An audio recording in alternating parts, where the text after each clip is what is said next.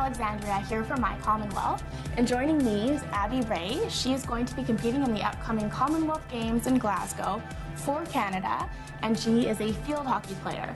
So, Abby, it's great to have you here. Thank you for having me. Now, I understand you have a big milestone that you're celebrating. Yes, I am just about to play my 100th cap. So that's my 100th game for Canada, and we're going to England on Thursday, and the first game in England will be my 100th game. It's very exciting, so we're all really proud of you. And I was wondering if you could tell us a little bit about when you first started playing field hockey and where you first started playing field hockey. Yeah, so I was born and raised in England. I started playing field hockey when I was 11 years old. And I started playing, both of my parents played, and they actually met on the field hockey field. So I guess you could say field hockey is in my blood a little bit. So I started playing when I was 11. I played provincial level in England and then started trialing for south of England. And then my family actually moved over to Canada when I was 15, so that was in 2005. And then I began playing field hockey in Kelowna. And then now I moved to Vancouver and I'm playing with the national team in Vancouver. Fantastic. And where do you practice? What's that like for you? Yeah, so we all train at UBC in Vancouver outside there. So we train roughly, I think, 3 times a week. And some of those are some nice early morning sessions out in Vancouver. But training in Vancouver is nice. The weather's usually nice, except on those really rainy Vancouver days. I'm kind of on the field and I'm thinking, oh, why didn't I play volleyball or an indoor sport? But no, Vancouver's really nice. I love living here and training here. Wonderful. So what is a day in the life of a field hockey player? A day in the life. Well, I'm studying at UBC at the moment, so probably a day I'll get up, I'll have classes, and then practices are usually in the middle of the day. More classes after practice, and then go home and get some sleep. We'll have weight training probably the next day, so we do our weight training out at the Richmond Oval. So yeah, that's probably a typical day, classes and training. Wonderful. No time for partying and relaxing? I wish. Relaxing in the summer, I do try and get to the beach as much as I can. I'm a bit of a beach bum.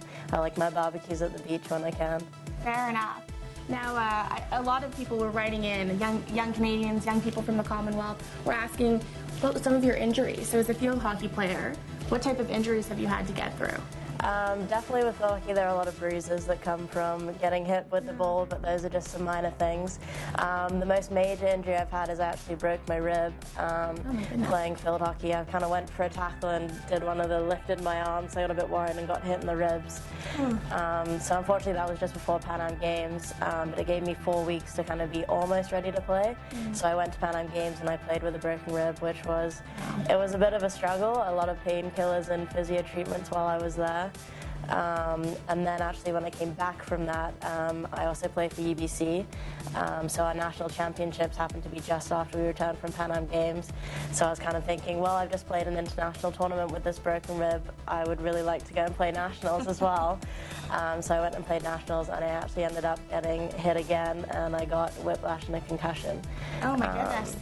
Yeah, so that concussion was probably one of the hardest injuries I've had to deal with just because it affects so much of your life. I had to drop out of school at the time and I was kind of out of commission for about 2 months, just trying to get better, seeing a lot of physios and resting. So clearly, when you're out doing all of these competitions, you have a rigorous sort of schedule you've got to keep to and everything.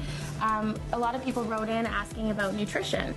You know, what are some things that you do to take care of yourself? What types of eating habits do you have to have? Yeah, honestly, we have a team manager that travels with us, and they're usually amazing we have a snack room usually that's just dedicated to snacks, and it's like anything you can imagine, anything you ask for, they're amazing, and they'll go and get it for you. So a lot of the eating times and things like that is all scheduled into our schedule. It's all pre-planned and thought out. So yeah, it's usually our manager who ends up being our favorite team member of the tour, who manages to get all the nice food for us. Do they make you eat really healthy? Or do you get to cheat a little bit? Sometimes on tour you need a little bit of chocolate or a little treat every now and again just to keep you going, so they're pretty good at just sneaking those when the coach isn't looking. Absolutely. Well, I think everyone does need that every now and again. Yeah. So we were wondering from you, what is your connection to the Commonwealth? What is your My Commonwealth connection? My Commonwealth connection is that I grew up in the Commonwealth country of England, and now I will be competing at my second Commonwealth Games for Canada, so a different Commonwealth country. Absolutely. Yeah, very exciting. We're all looking forward to seeing you compete. Now we have a couple questions from people who wrote in. So I've got a question from someone here in BC. It says, do you ever miss England, or do you feel really at home here in Canada? I definitely feel at home here in Canada, that's for sure. I feel Canadian now. I'd say the only thing that I really miss from England is my friends, because I went to boarding school in England, so you usually end up getting really close to your friends there. And as a matter of fact, when I'm actually going to go and play in England, I've kind of been kept in contact with a lot of them, so a lot of them are going to come and watch my 100th cap, which I'm really excited to see them again, because I rarely get to see them, obviously, being all the way in Canada, but I can't wait. It'll be awesome. That's wonderful. Yeah. Now, do you have any advice for young Canadians, young people in the Commonwealth who want to become professional athletes? Do you have any advice for them? I would say just make sure you keep enjoying the sport. That's something that I found, because sport can have a lot of ups and downs, and you just have to make sure that you still love it and you're still enjoying it. So for me, that means when I'm playing with UBC, I get to, I don't know, play more for fun, and the competitive nature is always there. I'm never going to escape from that, but it's kind of a bit more relaxed in the national team sometimes, and just kind of getting a bit of a different atmosphere playing sports. So just definitely remembering to enjoy it. There we go. So how can people cheer you on for your competition in Glasgow? I would love some tweets. There we go. Follow me on Twitter at Abigail Raye.